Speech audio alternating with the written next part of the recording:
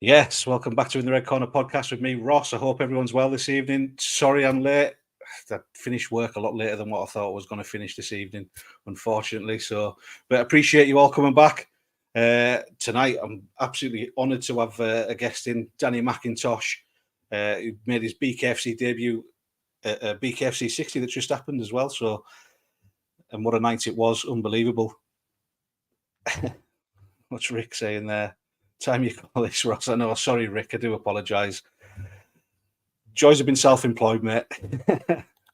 But some great news as well. Yesterday, Paul Venice versus Tabakov has been announced finally. What a night it's going to be. And I've just heard another fight is going to be on there as well, which I was surprised at, but I'm absolutely buzzing for it. There's going to be some great fights getting announced on this soon.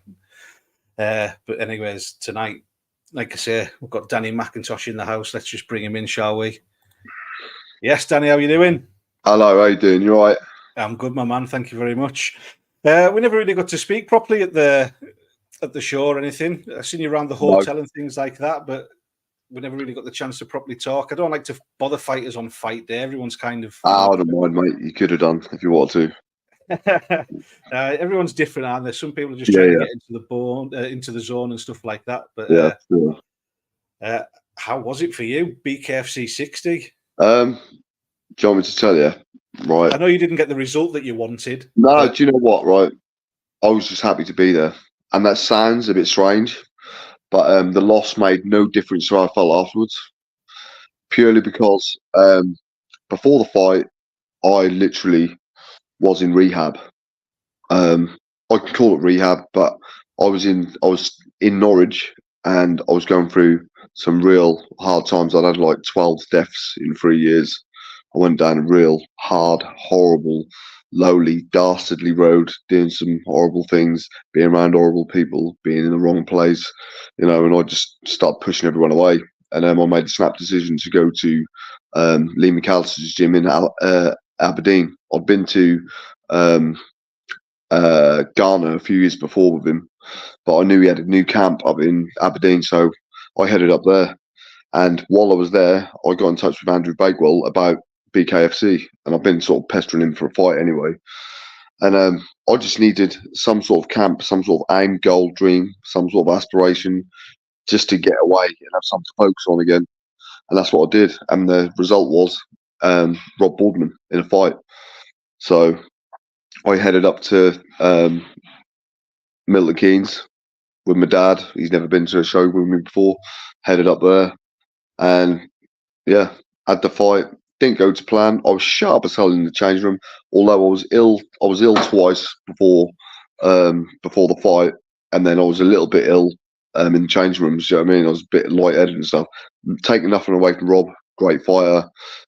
He got the result. And my dad said to me beforehand, because I'd had something called diverticulitis. Do you know what that is? Yeah, it's about the intestine, isn't it? It's terrible. So I had that just before the fight as well. And I didn't know whether I was going to fight, but I did. But Dad said to me, he said, right, don't get caught with a body shot, whatever you do, because you've had that diverticulitis. I went, Dad, I've been a European champion, la, la, la. I said, I've never been hit with a body shot, never been put down with a body shot, and caught with a body shot. I couldn't believe it. I could not believe it. That's unreal. But yeah, that, the experience was a great one because I got to come out of myself and become who I was before, because I've been in such a low, dark place that I needed something to get up for. And that gave me the opportunity. And I'd take me out to Rob Boardman. Great guy. I'm still speaking to him now. I've been speaking to him a minute ago, funnily enough. I just needed something to aim towards, and that gave me a great platform and a great opportunity to make some sort of comeback, not just in fighting, but in my life. And it's done me the world of good. It's great to hear. It's great to hear. I seen a video that you posted yesterday. It's the first time you kind of posted. I think you smashed your phone or something, hadn't you? Or you I was getting out of Lee McAllister. I was getting out of Lee McAllister's van, and it was on my lap. Idiot. Phones, keys, and glasses. Yeah. See you later. So I watched the video yesterday and things, as well. Sorry for your losses. I mean, 12 losses in 3 years. Did you say? Man, it's unbelievable. You don't even get to grieve one of them. because the next one happens, and that happened in such quick succession. That's a strange place to be, and really, they're not like there are some friends involved in that, but there's a lot of people who are really, really close to me, really close. Yeah. You know, but that is unfortunately what life is about. It is, unfortunate, like you say. Definitely. It's not about what happens to you. It's about how you deal with the situation, pretty much. Yeah, but it sounds like you've went down a slippery slope and things, but you've came out in a positive way and tried to turn it all around. Which hats off to you. It's taken a long time. I'll tell you now. If it takes a certain amount of time to get into a predicament, it'll take the same amount of time to get out of it, and that's a long time. Yeah. But I'm out of it, and I've got the most amazing woman now. Just in Gemma, she's the best thing that's ever happened to me. She's helped my life. She got with me when I was at my worst. She got with me at my worst, and she's actually stuck. If I wouldn't have gone to Aberdeen, I wouldn't have had my fight, and I wouldn't have done what I've done if it weren't for her. It makes all the difference. She's the strongest woman I've ever met in my life. She was an amazing woman ever. Fantastic. Almost like an angel coming down to get you at your lowest point, isn't it? You know what? She's the best mother. She's the best. She's the best sister. She's all everything surrounding her. She's the best for me personally. The best person I've ever had in my life. She's amazing. Yeah, and obviously making a positive impact on you, sure. and helping you all through. Yeah, for sure. I want to go back to the start a little bit. Maybe some of the BKFC fans don't really know much about Danny McIntosh, but you've got a great history. Former European boxing champion, former UK boxing champion. How did it all start for you? How did you get into boxing? Was it from a young age? Another story, right? So when I was younger, I used to do Thai boxing, kickboxing, karate, jiu-jitsu, taekwondo, all sorts of bits and pieces, but never really sort of stuck to anything. I did athletics, gymnastics, so I could do flips and all that sort of stuff. But I never really stuck to anything, and I've never really had any sort of real passion for it. So you can't make it purposeful if you haven't got any real passion for it. But when my dad left, Mum sort of went off the rails, and there's a lot of drugs in the house, a lot of alcohol in the house, and obviously it's almost like monkey see, monkey do. And I ended up being an alcoholic at 14 years old, stealing. The Lidl's just opened in Britain. That was like 1994. I don't look that old, but I am. But yeah, I was stealing out of Lidl's every day, doing a lot of crime. So I had like 18 convictions for violence and arson and doing all sorts of stupid stuff, twat and loads of crap, things what people who are disaffected do, So I was doing that, and I was an alcoholic, and Mum ended up moving out of her house and told me to find somewhere else to live. So I ended up leaving the house, crying my eyes out, 14 years old. Where the fuck was I going to go? Where am I going to go? So I ended up sitting on a trolley in a derelict garden, crying my eyes out, and some angel came along, Mandy, and she said to me, "What are you doing, Dan?" I was like, "Mum's kicked me out. I've got nowhere to go. So when you live my mind." Without a second of thought, she invited me into her home. That day changed my life. She told me, well, she asked me, I don't know why she asked me, she said, "What do you want to do?" For some unbeknown reason, I'd never thought about it before, and I still to this day don't know why I said it. I said, "I want to box." Changed my life, obviously. So I ended up starting boxing the Monday. This was a Saturday. I was still drinking. I was still an alcoholic, still a drug taker. I was still a criminal. I stopped it all in one day. I stopped everything in one day. That is that simple. So anyone who says they can't stop doing stuff and they can't get away from the things they're doing, this, that, and the other, it's rubbish. You can. You just got to have strength of mind. You've got to have absolute mental stability. You've got to have, a will to succeed. It's not going to happen overnight. But that's how it felt to me. That was a snap decision to just stop. And I've done it again. Do you know what I mean? But I ended up moving to Sam Sexton. Do you know Sam Sexton, the British champion? Yeah. Yeah. So that was his mum. Right. Okay. That was his mum. So he lives in Norwich as well. He was 12 years old at the time, and I was 15. So he was a little boy. And I moved into that house, and I moved in there for a couple of years. And Sam was a bloated kid He was a pretty fat kid, unhealthy. So was his brother Ben Sexton. I lived with them and a load of other kids. And I started boxing, and I ended up going to a place called Broadside Boxing Club. I went in there thinking I'm hard, man. I weren't hard at all. I weren't hard at all. And I sparred a guy called Joe Carrara, and he said to me, he said, right, so we had a light spar, and he said, yeah, hit me as hard as you like, don't worry about it. I went, because for me thinking I'm a fucking hard man, criminal and all this, what a load of rubbish. I was like, yeah, I don't want to hit you too hard because I might hurt you. And he went, no, you're all right.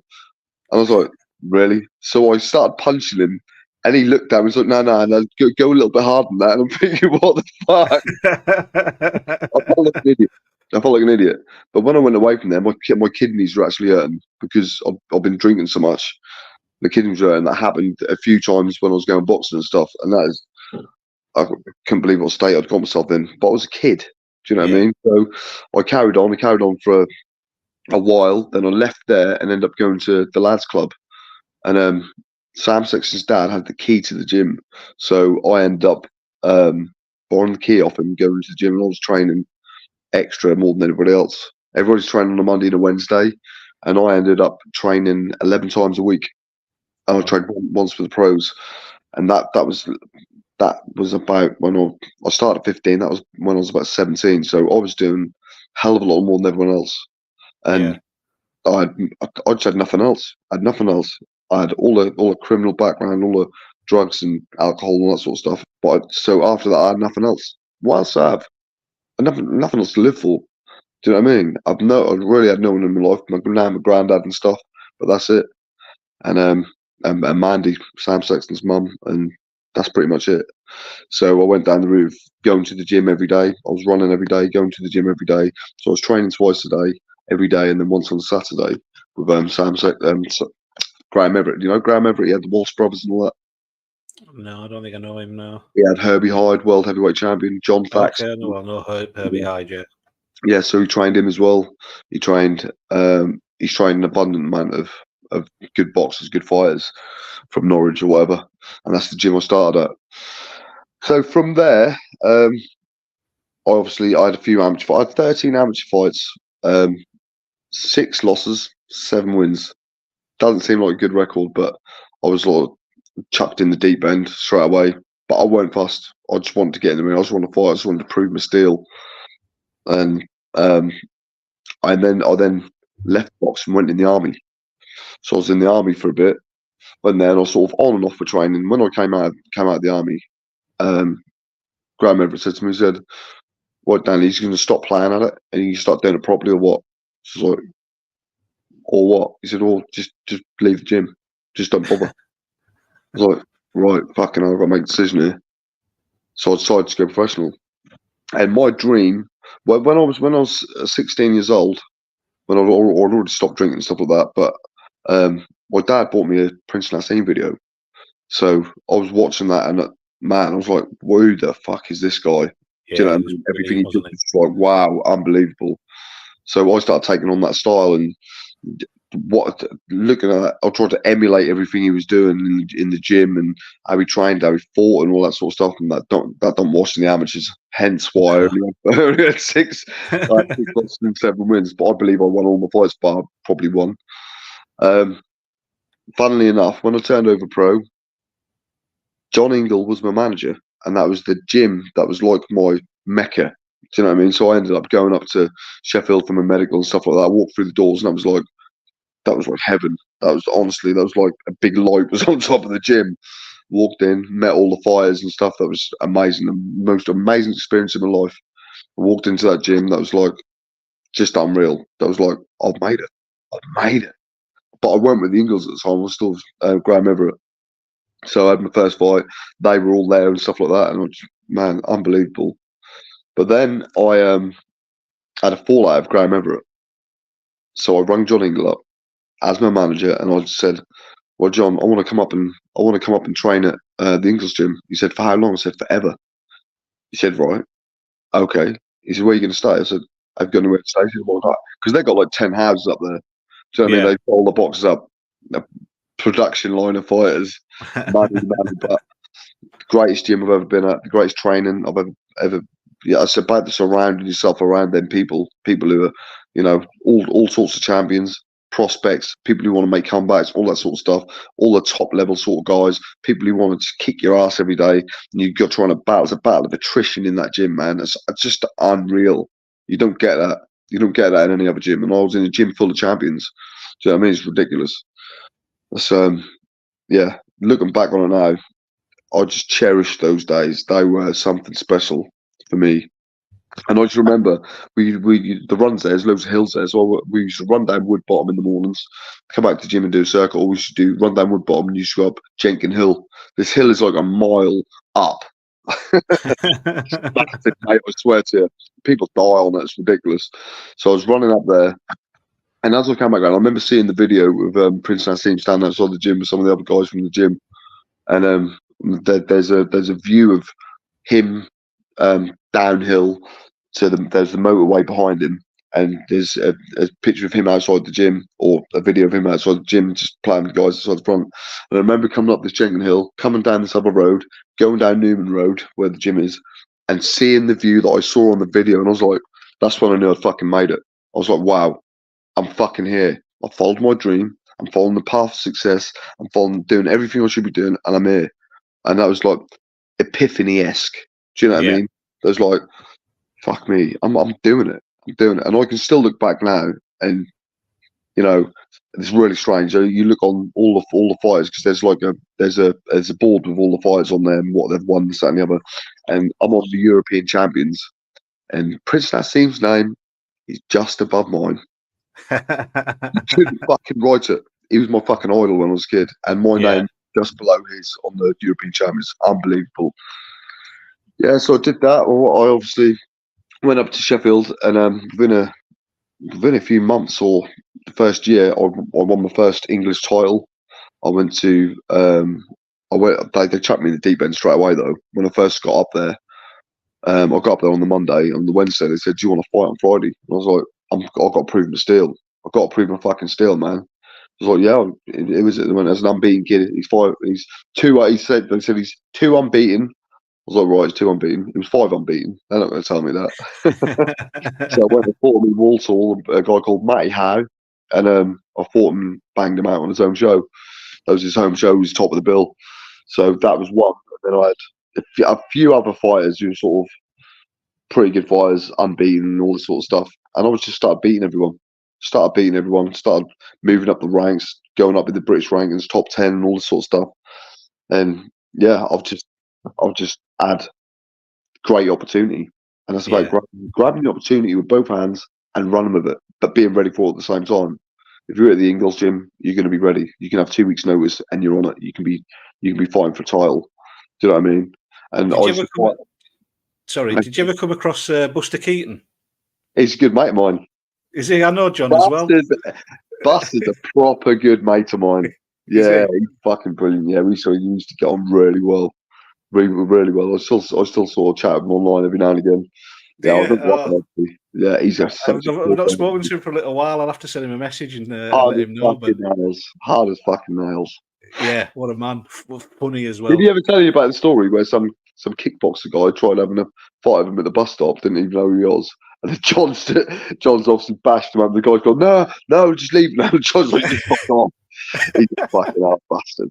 Especially 3 times British title contender. Has he won it 3 times? I think he fought for 3 times, won it once. Yeah. The British title, yeah. Good fight. Good mate. I've got some really good friends up in Sheffield. That's like my home, to be honest. Yeah. It's not the same anymore. I've known Buster for maybe 20 years or something like that. I've not seen him for a long time though, you know, but yeah, top man. That happens, doesn't it? Do you know what I mean? Yeah, for sure. Yeah, so yeah, I did that, and then got a British title shot in my 10th fight against. I got an English title fight in my 4th or 5th or 6th fight. Knocked out a guy called Steve. Have you ever heard of Steve Sparkus? I know the name, yeah. Yeah, so we used to train in the gym together, and he told me he's going to knock me out in 7 rounds. So I said to ITV4, I was like, mate, I'm going to knock you out. I'm going to knock you out in 7 rounds, and I did. I knocked him out in 7 rounds. I then had a defense against Matthew Barney, I think, and then a defense against Rob. Oh, what's his name? I don't know. I knocked some guy out on the Carl Froch bill where he fought Jean Pascal at Nottingham Ice Arena. Yeah. I did that, and then I fought Matthew Barney. Do you know that guy? No. Matthew Barney fought Carl Froch, and I think he went 12 rounds with Carl Froch. Wow. He got disqualified for me. He wouldn't stop holding. He went 5 rounds, got disqualified. Yeah, I've had a few fights. Then one Christmas, I was getting pissed. I was doing some stupid shit because I hadn't had a fight for a while, and I got a phone call off John Ingle, and he said, "Danny, got a fight for you." He said, I got a fight in France, Level 1 Valley. The guy called Thierry Carly's had 28 fights, 18 knockouts, considering I had 12 fights and 6 knockouts at the time. He said he's had 18 knockouts. They're looking for an opponent. Opponents keep pulling out. You're going to be going over there. And I was sitting there thinking, fuck, I feel ill. I've been drinking and doing shit at fucking Christmas. I'm going to look alright, can if I go over there. So I went training in Sheffield at the time. I was training in Norwich, so I went doing an abundant amount of training either. So he literally again just chucked me in the deep end. He's like, I went, John, I can't fight. I'm ill. I've been drinking at Christmas. Didn't say anything else. And he was like, Danny, shut up. He said, if you don't take this opportunity now, you'll never get this opportunity again in your life. And I was under bated breath. I was like, fuck it, I'll do it. I've never turned a fight down. I've never ever turned one fight down. Hence why I've had progressively hard fights. Do you know what I mean? So I was in Norwich and I felt like shit. So I went to my mate's gym. He runs a gym. He does like white collar fighting, but proper white collar with people who work in offices and stuff. And I said, Jack, I'm gonna have to use your gym, mate, if possible, because I've got a European title fight. You mean really? For a fucking European title fight, excellent. So yeah, mate, I don't feel like it, but I've been told I've got to do it. So literally, I got in the gym. I've rung other gyms up to see if I get sparring. No sparring. So I rang my mate. He's a plasterer, but he's done a bit of boxing. So Paul Bish, and he was 18 stone at the time, and I was 13 stone 3 or 4. And he turned up, and I said, "Look, mate, I've got to tell you, I'm fighting for European title. I need to spar." And he said, "Yep, fine, no problem." I was like, "Fucking excellent, got some sparring." I said, "But the one thing is, it's going to be a 12-round fight, all right? So me not doing anything conventionally, and me not being in the gym, me not being able to run, I had to just do sparring and bag work. So I just said to him, right, I had to do way more rounds than usually possible for people. Yeah. So I said, right, I want to do 16 rounds a day for 2 weeks, 16 rounds sparring with 30-second rest in between." It was like, "Are you fucking mad?" "Are you mad?" I was like, "No, mate, it's got to be done. I've got to fight for the European title." It's like, right, we didn't end up doing it every day. We ended up doing it every other day. So Monday, Wednesday, and Friday, we'd do 16 rounds. So it's like, what's that, 48 rounds a week. So I was doing that for 2 weeks before the fight. And then and by the end of the sparring, I was fucking smashing it. And I couldn't believe it. I was like, still feeling ill, still in the middle of the night, I was waking up and my sheets would be completely sopping wet. I was just sweating every night. It was ridiculous. I swear I had swine flu or something. But I ended up going over to France, and we had the weigh-in, and you recoup all your water and your food, don't you? And that was strange because I'd sweated for about a month, and I did the weigh-in, drank my water, because obviously you drink all night to put your weight back on and all that sort of stuff because you're fucking drained. And I woke up in the morning. It was the first morning in a month that I wasn't sweating. I sat up in my bed and I was like, I'm gonna fucking win. I'm gonna fucking win, man. So I've got to the fight behind the curtains. I put my hands, because I'm a Christian, I put both my hands up I said, please God, give me the opportunity to bring back everything I've lost, and bring me home successful. And do you know what? I knew before I stepped in the ring that I'd won. I knew I'd won that fight, and I went out there, boxed his head off, knocked him out in 11 rounds, and won that title. Yeah, so that's pretty much my boxing story. Did you meet Tony Bellew along the way as well? Oh, fucking hell, yeah. That was after the. That's not the end of the story, because after that, I ended up when I lost against Gutschneck for the European title. Both my eyes were bloody. He battered me a couple of times. I a closed eye, and then the referee stopped the fight. So I fought him, but after that fight, there's obviously opportunities because I was a former European champion. I fought Tony Bellew for the British. Yeah, he's a fucking great guy. I've got to take my hat off to that guy. I think he's a fucking awesome fighter. He's a boxing historian. He's a boxing, he's one of them guys who just knows everything about boxing. He's a boxing purist. Yeah. And I love that. I love that. He knows all the old boxes. He can tell you all the fights, tell you the rounds and all that sort of stuff. And he knows fighters inside out. I don't know if his predictions are always correct, but he is someone who knows boxing. I like him a lot. Yeah, he said I'm the only opponent you couldn't hate. I don't know why I'm a right cunt. So your boxing story things. When did you retire from boxing? I retired in 2015. Okay. But I then had another fight. I had my first bare knuckle fight in 2018 at the Lancastrian in Newcastle. And then I was off the rails again, to be honest. That's been a bit of a habitual thing in my life because obviously once you're an addict, you're an addict. But it's not like I was a proper down and out junkie or anything like that. But it's like when you leave boxing, you leave a gaping hole and you get something called gold medal syndrome. I don't know if you've heard of it. It's literally when you get to the top spec in your life, you get to the apex, you get to the zenith of what you do in your profession. Where do you go afterwards? Yeah, when you come out of that sport, Tyson Fury got basically, isn't it? Exactly. So where do you go? You turn to ulterior means to get the same sort of furore and excitement and fun and amusement or whatever you want to call it from something else. Because if you're not got a man without a vision will perish. You've got to have a dream, a goal, an aspiration, purposeful intent to do something, and passion in that purpose. And if you haven't got that, what the fuck have you got? You need something to aim for. You need horizon. You need to get to that horizon, then set out your next horizon. But people generally don't do that, and people don't have that. And that's what I think there's a failing in boxing because they don't have any aftercare. Yeah. I see a lot of ex-boxers, ex-businessmen coming out of what they're doing and that end up twiddling your thumbs. But the devil makes work for idle thumbs. So unless you've got a conduit to something else that's going to help you progress in a positive and fortuitous area, then where the fuck are you going? Do you know what I mean? Yeah. What else is there? There's got to be some aftercare somewhere along the line.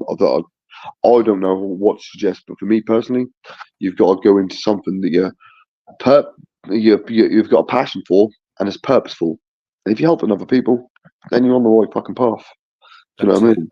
You speak there, like there's a lot of fighters, Ricky Hatton, they've all kind of went down a Kell Brook, even Prince Nazim himself, they all kind of went down a slippery slope after retired from boxing, just like you say, that gaping hole and things like that. But you've got to be able to fill that void. Yeah. You are going to be left with a void. But the thing is, with anything that you're going to do ulterior to boxing, unless there's something that's fortuitous, that's going to be short term, and that's going to be short term gain, long term pain. So you're gonna receive some fucking bullshit when you try and go down the path of relieving yourself of this need and want for amusement or some sort of path to go down is going to be short term. And you end up around the wrong people in the wrong places, doing the wrong things and having the wrong habits and all the bullshit. Because I've been there, I've done it a few times. Do you see yourself now, though, the BKFC, was this just you dipping your toes in to try it, or is this something that you want to pursue long term? I want it. I fucking want the title, mate. I want the fucking title. I ain't fucking about. I've now come that first fight to me. I can't put it. I can't put the loss down to being ill and stuff like. I wouldn't do that. I wouldn't disrespect Rob Boardman. I really went. I really went well beforehand, but I was recovering from stuff. But I was sharp. The thing is, I was sharp as fuck before I came out, and that's probably one of the sharpest I've ever been in the changing rooms before the fight. I didn't feel great, but I believed I was going to have him out of there in the first, and I didn't believe I was getting hit with a body shot. I ended up getting stopped in the first to get hit with a fucking body shot. Watch out, you fucking prick. One punch can change it all in bare knuckle. That's what they always say. This is it. It's just people think that's boxing by gloves. That is boxing by gloves. That's a different fucking sport, man. That's a different fucking sport. It's not the same. In the slightest, not the same. It's different. Your walkout and things, you know. Rob Boardman was in the ring for about 5 minutes before you came. Did have the music? Do you actually know what happened? Do you know what the story is behind that? No.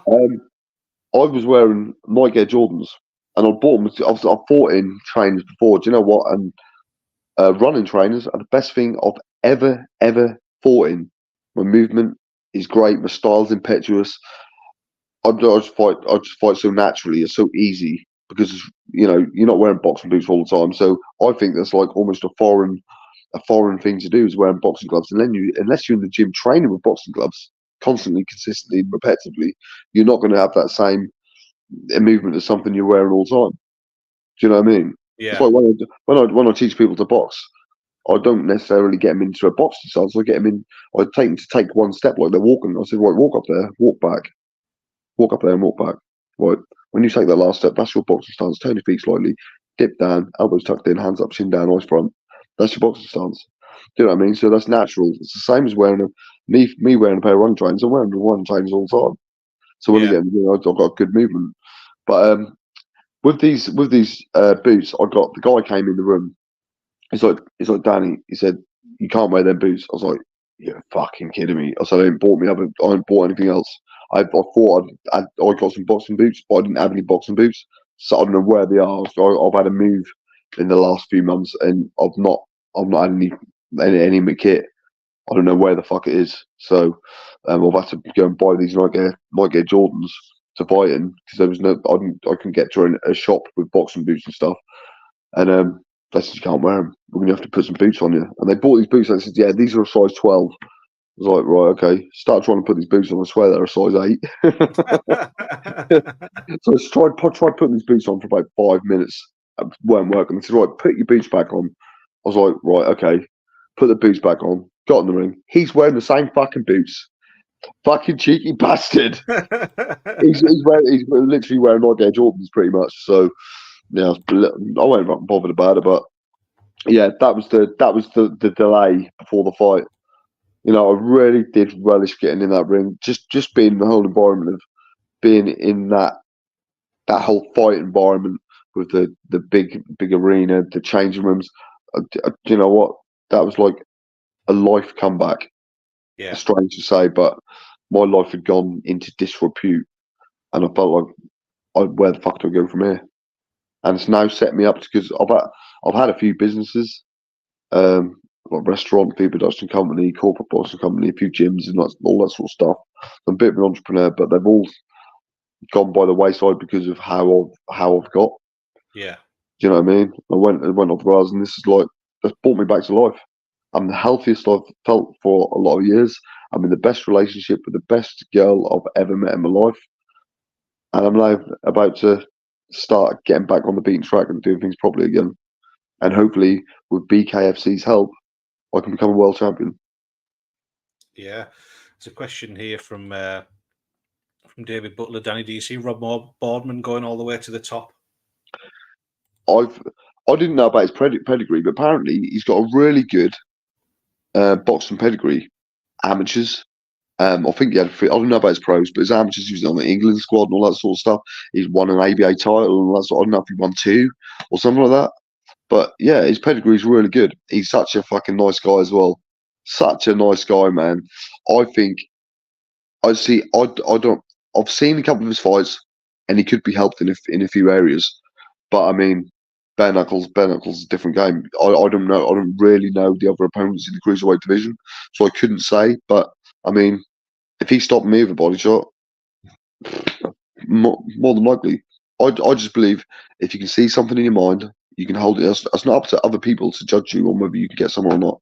It's up to the person who's purveying that story. Yeah. If you can see something in your mind, you can hold it in your hand. Anything's possible if you believe in it. That's in the Bible. You know, you manipulate reality from your subconscious. So what you think becomes pretty much, yeah. You know, you say something to yourself enough, you just believe something enough, you work at something enough, you can achieve anything that is possible for another human being with the same capacities as you. Yeah, absolutely.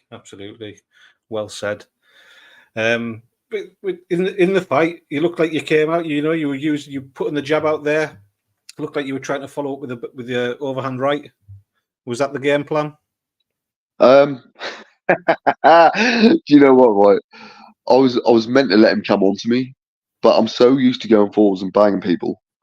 Do you know what I mean? I wanted to just figure him out, but because I hadn't had a fight for so long, I had a fight for 3 years. I just wanted to hit the motherfucker. Do you know what I mean? But do you know what? That was just fucking great to get in there. I wanted to put the jab out there. That's what I was practicing in the change room. That's what I've been practicing in the gym. I've only caught him for a couple. He can move all right, but that's the first time I've seen him move backwards because usually he's the aggressor going forwards, isn't he? Yeah. I think, yeah. So I just wanted to pick him off with the jab, move him around, probably take him to. I thought I was going to stop him in the first round, but someone else got to stop in the first round, didn't he? At the end of the fight, I mean, he was straight over to you as well. Once the referee, called the fight and things, he came over to you. Do you remember what Rob said to you? He said, "Fucking well done, mate. I've been watching you for years, this, that, and the other, since you've been on TV and all this sort of stuff." And do you know what? He's such a nice guy. Such a nice guy. I've been speaking to him today. Such a fucking nice guy. He's a fucking hilarious motherfucker. I swear to you. He's fucking proper laugh. Yeah. How has it been around the other BKFC fighters? And I know a lot of them. I know a lot of them from BKB. So yeah, they're almost like, strange to say, they're almost like the YouTube fighters. Not, and I don't mean as in how they fight, but just they're not like boxers either, because boxers are all like a little bit rough around the edges, and they're a little bit more of a sheen to them. Do you know what I mean? There's a bit more of a sheen to them. They're a bit classier. They've got a bit more of a classy look. I don't know. I don't know if you see the same. They're a bit of a classier bunch of guys. I think it's the respect, the underlying respect of either knowing that you're about to go to war in the purest form. There's so much respect there. There's so much respect when you walk in. There's no like fucking pushing and shoving and bit. I've done that once against Goran Relic, but I just wanted to get under his skin. You know, when I fought for the BKB world title in 2019 or something. No, 2018. But I had a bit of a set to him, but you don't see a lot of it. Not in bare knuckle. You just don't. No. All the talking's done in the ring with your fists out. Yeah, so, that's it. Yeah, like I said, just the underlying respect of knowing that war is going to happen, and like you say, it will all happen in the ring. Yeah, it's going to happen. It's inevitable. It's inevitable, absolutely inevitable. So why would you do anything before the fight? It's pointless. So much respect. Everyone's got so much respect for each other, and even my opponent, even Rob, he was in it when I first saw him at the presser, and he went, "How you doing, Danny? You're not going to do the same to me as you've done to Relic, are you?" Yeah, and I shook his hand, pulled him into me. I was like, "How you doing, mate? You're all right." Yeah, so it's all goodwill. Obviously, you've got to have a bit of steel about it and a little bit of fucking, I'm not fucking hurt this cunt. But yeah, I didn't really feel like that. I didn't feel like it because I've always got it in me anyway. I've always got a bit of fire in me anyway, so that's not really a problem to get up for a fight. But for me, the whole circumstance there for me was amazing. The event was amazing. The whole setup was better than most boxing shows I've been to. Most of them. You know, BKFC's got a real good repertoire there. Amazing.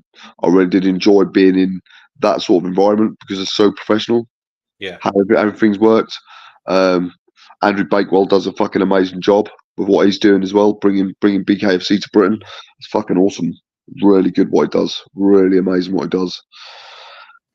Yeah, so I just think hopefully I can stay on board with the BKFC lot and hopefully carry on fighting and get to title contention.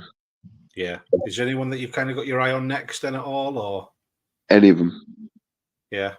I really have got no qualms about fighting anybody, but I just for this fight I can't say the conditioning training went massively well. I was ill twice in. Oh man, I was staying in Aberdeen on a caravan site, and the caravan was freezing cold, no heating, no hot water, no TV, no food.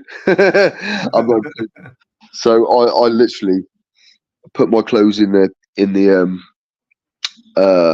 cupboard, all hung up. By the time I left, they were mouldy. Jeez. The clothes I didn't wear were mouldy. That's how it was in that fucking caravan. But I was willing to put myself through hardship, pain, adversity, blood, sweat, and tears to make it come back in my life, and that's what I did. And BKFC have opened the door for me to change my life again. Do you know what I mean? And that's gratifying to understand that.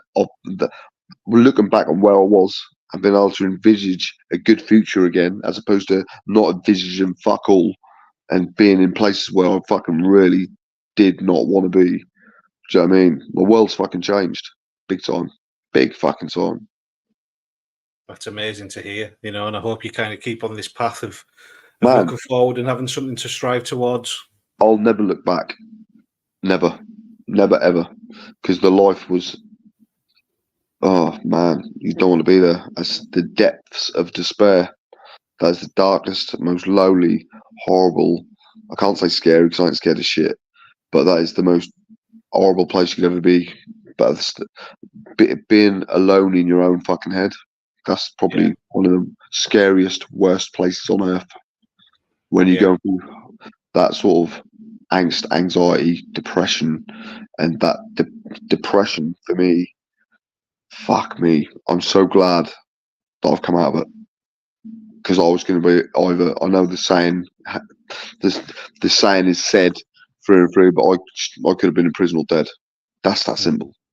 The things I saw, the things I possibly did, and the places I went around, the people I was around, fucking wrong, man. Bad. Fucking bad. Yeah. Well, mate, it's been brilliant to speak to you. I'd like to finish my podcast off with asking this question. And well, it's a two-pronged question, really. What does fighting mean to you, and why do you fight? What does fighting mean to me? Fighting is all-encompassing. So, for me, you're fighting every day. And it doesn't mean with your fists. That means with your mind. Fighting for what you want. Fighting for the truth in your own life. Fighting for what you want in life. Fighting to get to where you want to get. To be who you want to be. To become who you want to become. And to achieve the things that you're meant to achieve. But you need that inset mindset and be introspective and understand that you can achieve anything you want to achieve in this life as long as you put the pedal to the metal and you know you need to put that axe to the grind. You know, fighting for me has changed my life, you know, more than anything else will ever change my life. You know, that's changed everything. And what was the last question? Sorry. Why do you fight? Why do I fight? I fight for my own sanity, to stop myself fucking killing every cunt on this earth, mate. No. Yeah. I ain't no Dolly Mrs. around here, puffed. I'm the daddy, all right. You get your fucking perks. I'm the daddy, okay. No, so literally, I fight from the start, but it's a strange thing. I've fought from the start to come out of a bad predicament and to try and pursue a great one. Do you know what I mean? A great predicament, and that has happened. You know, I just literally, I love fighting. Fighting's changed my world, changed my life, changed my outcomes. And you know, if you step in the right direction, do the right things, around the right people, around the right, environments, you can achieve anything you want to achieve. Simply. Amazing, mate. What a story. And, hopefully we get to speak again on a podcast again. I think the screen's frozen, but I can still hear you. But we're not moving or anything like that. But I'll leave you to it. Thank you so much for coming on. It's been great to chat to you. And like I say, hopefully we'll get to do it again. All right, dude. Thank you very much. No worries, Danny. Thanks very much, mate. Thanks, man. Evening. Speak soon. See you Cheers, later. buddy. Bye. Bye-bye. Well, there we go, ladies and gentlemen. Danny McIntosh, he's wanting to make big things happen for himself. And like you say, you put it out there, speak it out loud, and it could come true. So some great news as well this week as well. Big Rob Cunningham signed a new contract for the BKFC. He's coming back. I'm hoping to have him on the podcast maybe one night this week or next week. So stay tuned for that. I can't see the screen. I don't know if anyone can see me moving or not, but it's frozen on my end. But everyone, enjoy their evening, and I'll speak to you soon.